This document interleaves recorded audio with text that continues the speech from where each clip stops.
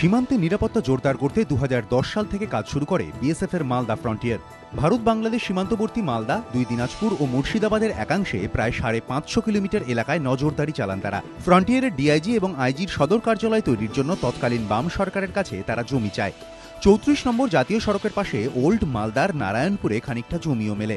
2011 সালের 27শে মে সেখানে চালু হয় ডিআইজির সদর কার্যালয়।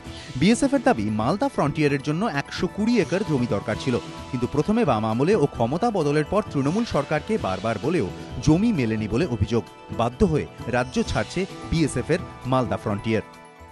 वो थी करीब 100 एकड़ थी, 125 एकड़ की थी वो, क्योंकि उसमें आईजी क्वार्टर भी बनना था और एक बटालियन हेडक्वार्टर भी बनना था वहाँ पर। तो उसको हमने उसको कैश डीएम को भेजा हुआ है। तो कुछ किसान लोगों ने यहाँ पर प्रोटेस्ट कर दिया कि हम जमीन नहीं देंगे। उससे क्या कि मामला ढीला पड़ गया, लटक गया मामला।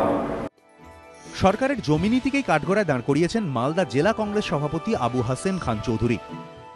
ল্যান্ডটা স্টেট গভর্নমেন্টের হাতে, ল্যান্ডটা অ্যাকুইজিশন করবে, ওরা রিকোয়েস্ট করবে যে ল্যান্ড আমাদের দরকার, টাকা দেবে, কিন্তু ল্যান্ডটা নিতে হবে স্টেট গভর্নমেন্ট, অ্যাকুইজিশন করতে হবে।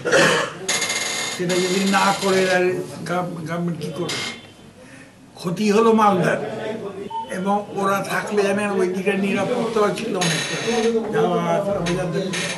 একটা আছে বিএসএফ।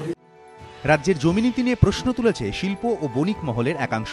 এই অবস্থায় জমি জটে বিএসএফ এর মালদা ফ্রন্টিয়ারের রাজ্য ছেড়ে চলে যাওয়ায় ভারত বাংলাদেশ সীমান্তে রাজ্যের নিরাপত্তা নিয়ে প্রশ্নচিহ্ন দেখা দিল বলেই মনে করছেন বিশেষজ্ঞরা। এবিপি আনন্দ।